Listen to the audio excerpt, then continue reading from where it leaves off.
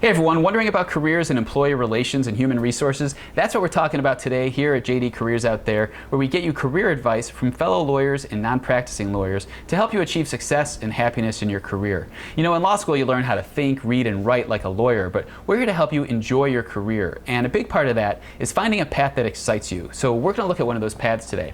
I'm Marc Luber, and today we're talking to Kristine Pizzo. She's the Senior VP of Human Resources and an Equal Employment Opportunity Officer at a not-for-profit organization in New York City. Years ago, Kristine had a career in HR, and she was working at the U.S. Olympic Committee when she got a lot of exposure to litigation and legal issues, so she actually decided to go back to school and become a lawyer. So rather than going to work at a law firm, she returned to the world of employee relations at a much higher level. So I asked her to tell us about her role as an HR executive, and here's a look at how that went. The HR role is really both tactical and strategic. So the operational side is pretty straightforward. It's easy.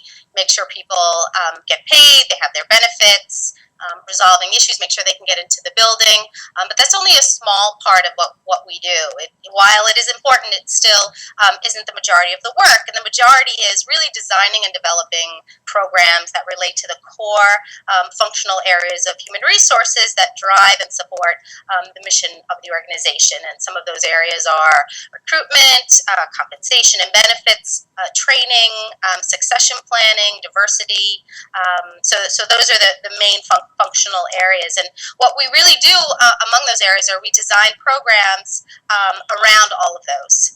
And we take a very metrics-driven approach. And we do a lot of analysis. We analyze exit interviews, performance review data, some employee surveys. We interview employees. And what we want to do is we want to find out what is the baseline of the workforce that we have, so that when we do design the programs, it's customized. So for example, if we're developing a performance review, we don't just simply pick simple categories to evaluate staff on.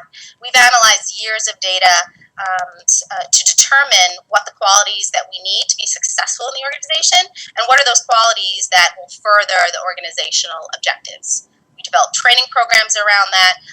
We create recruitment questions around that, and all of that comports with all of our core competencies. And along with that, we develop communication and education strategies. So we develop marketing materials. We do a lot of writing, a lot of training. I'm presenting all the time. And throughout all of this, we work very closely with the president's office, senior staff, because all of these programs affect every employee and really help them drive their results. So that's great. What would be an example of training that you would do? So right now we actually just redesigned our training program, and it really focuses on key skills. It's a leveled training program, leveled curriculum, where we target specific areas and people in the organization. So at the baseline, we've developed certain training programs that everyone needs to know, such as presentation skills, project management, really sort of core skills, communication, things like that. Then as you go up through the levels, the classes become more difficult and help employees grow within their career. So at level 2, maybe there's a course on how to influence, or how to manage conflict. And then going from there, it's, if you're a manager, how to manage staff, how to deliver a performance review.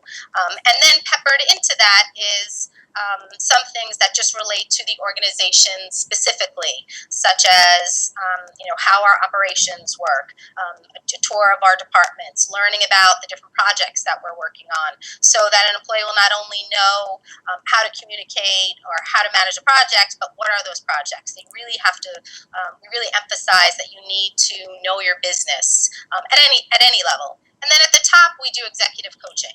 So, in order for us to be successful in HR, in order for our employees to be successful, we have to train the top and make sure that they're reinforcing all of the skills that we've built on in every level throughout the organization. That's excellent. It's an interesting job, right? I really think the human element is what makes it so compelling. Come check out the full interview at jdcareersoutthere.com. Kristine's going to tell us what HR executives and EEO officers do, what it's like to work on this path, who makes a good fit for it, how a JD helps you, and how to break in. You could take a shortcut to the site by going to JDCOT.com, and if you're already there at the site, you could just scroll down to the full video. Make sure you become a member so you get access to the full interview and access to lots more of exclusive content that's filled with great advice. Thanks again for watching, everybody. I'm Marc Luber, and look forward to seeing you again soon. Take care.